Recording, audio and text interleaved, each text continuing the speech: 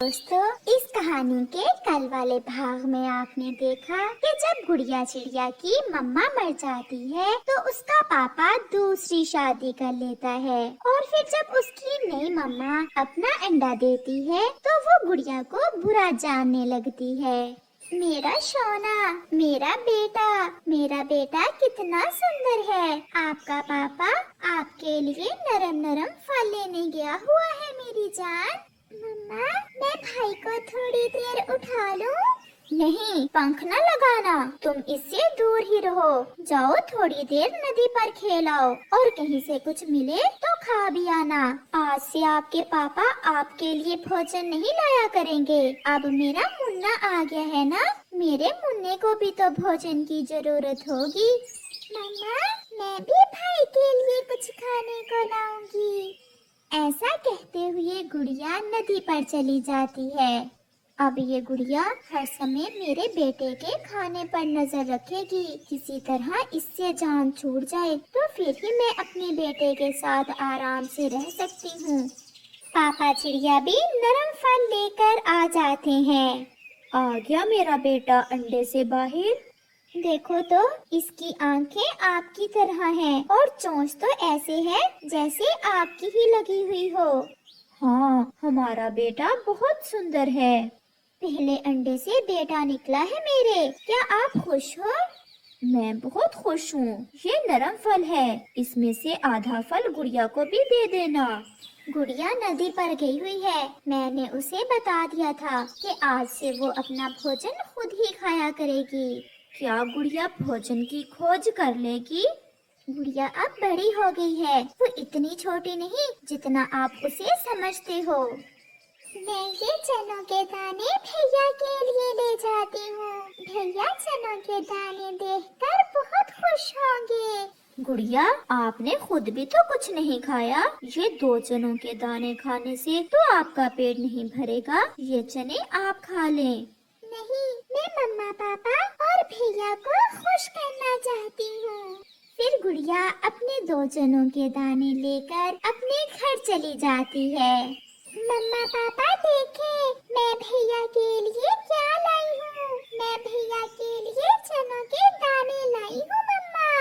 परे परे, कहीं ये चनों के दाने मेरे बेटे के मुंह में न डाल देना। पागल कहीं की, मेरा बेटा अभी छोटा है, ये केवल नरम फल ही खाएगा कुछ दिन।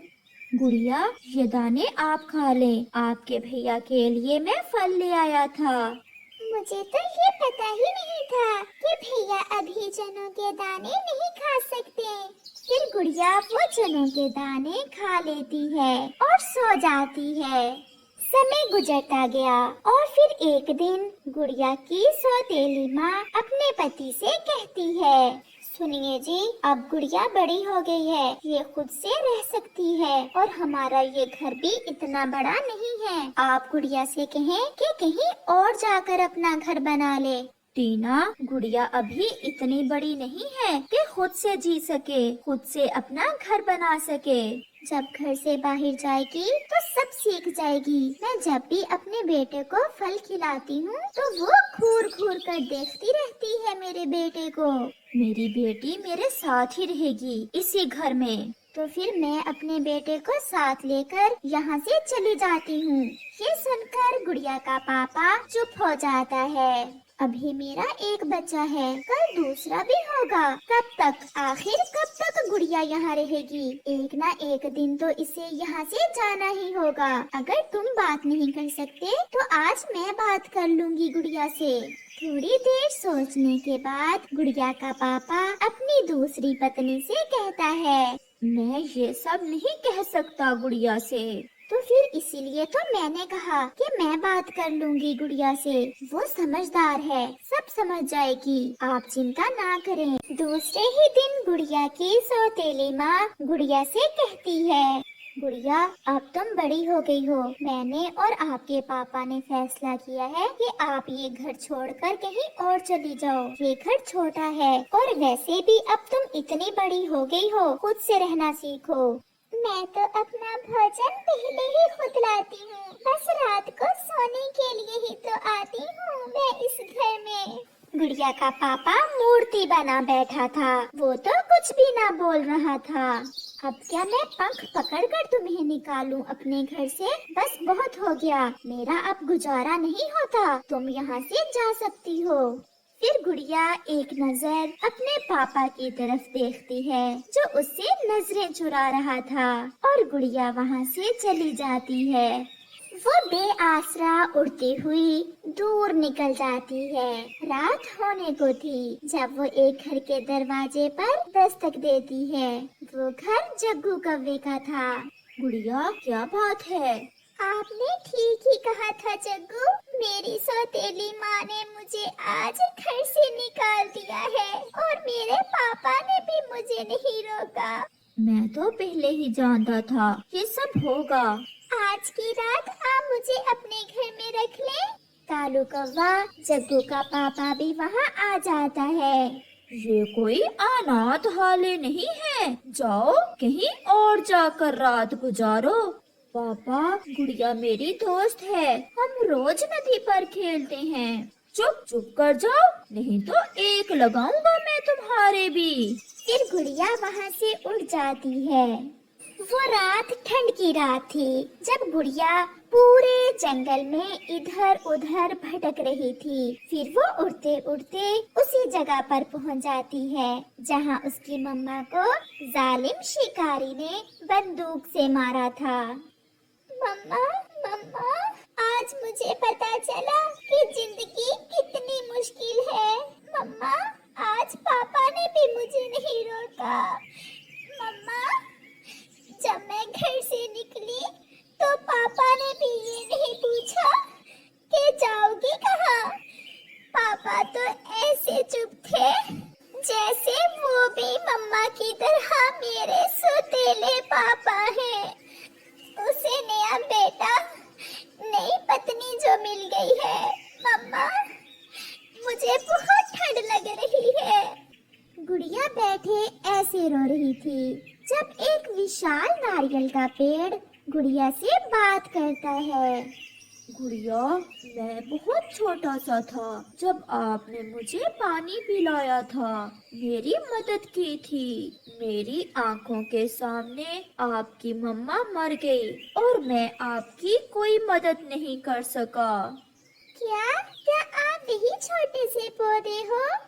हाँ, अब मैं विशाल नारियल का पेड़ बन चुका हूँ, परंतु आज मैं आपकी मदद कर सकता हूँ। मैं आपको घर भी दूंगा, जलाने को घास भी दूंगा और पीने को मीठा पानी, साथ में खाने को अपना फल भी। मुझे बहुत ठंड लग रही है।